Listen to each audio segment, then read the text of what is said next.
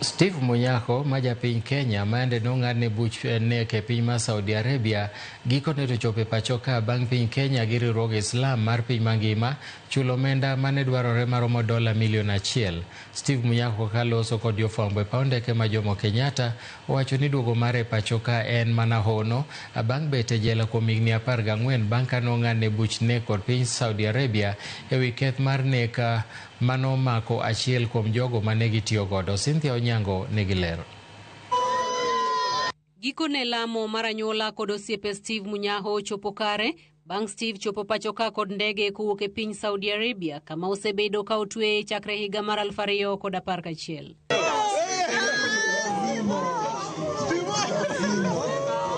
Mokwongo ne en timo lam makende ne Steve kod anyuola mare kaka okang' mar goyone Nyasaye erokamano kuom rese e lak tho. Jagoro mongirore e migawo mar tudruok pinje maoko Korir Sing'oei kaloso bang' romo ne Steve e paw ndege owacho ni buch Steve ne en bura mayiene tek kalore ni dwaro mar duoke pacho ka noting'o chike mapek e kind pinje ariyo mayiegi opogore. Now Steve's case, as you know, is a long-standing one. For 15 years, this matter had not been resolved. And so even as I told Mama Dorothy that government would do everything that it could to bring Steve back home, I honestly wasn't sure how we would do it because the conditions for his release were pretty onerous.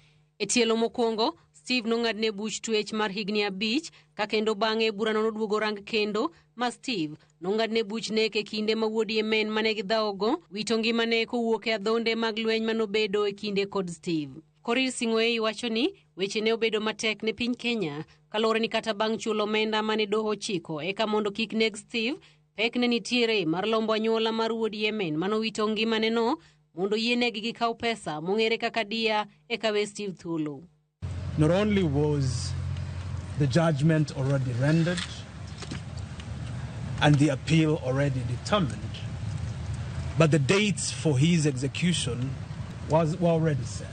And that the only thing that could overturn that execution was the payment of an amount of $1 million to satisfy the judgment.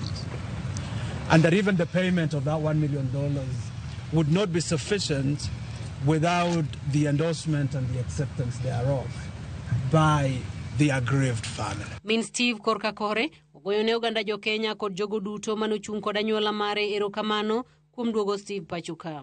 You opened your door, wiped away my tears, and promised that you would deliver my firstborn, the first fruit of my womb. Thank you, Jesus. Thank you, Allah, for this wonderful, wonderful gift of life. Thank you. My presence here today is nothing short of a miracle. And I want to begin by thanking Allah subhanahu wa ta'ala for the gift of life. I want also to thank everyone who prayed for me, encouraged me, and contributed towards my freedom and return home. Giduol achiel, won Steve kod jakom mar duol mane tayo chenro mag duoko Steve pacho ka ogoyo erokamano ne oganda duto ahinya to riwruok mar Muslim League mane ochulo omenda manokonyo e golo Steve e jela. Greatest gratitude, first of all, to our government. Thank you very much. Assistance, perseverance, like it ambao you've made possible. But more than anybody else, we would like to thank the Muslim World League for paying the amount of money that was demanded in Dia.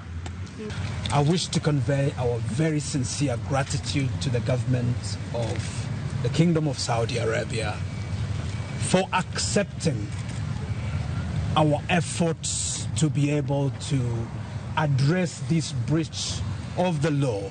Steve Munyakho masani ong'ere kaka Abdul Karim ne otwe jela ma Shimeisi ei Mecca chakre higa mar 2011 kendo ne ogole jela tarik 22 dweni bang' chulo omenda mar dia ne anyuola mar wuodi Yemen manotho bang' lweny e kindgi.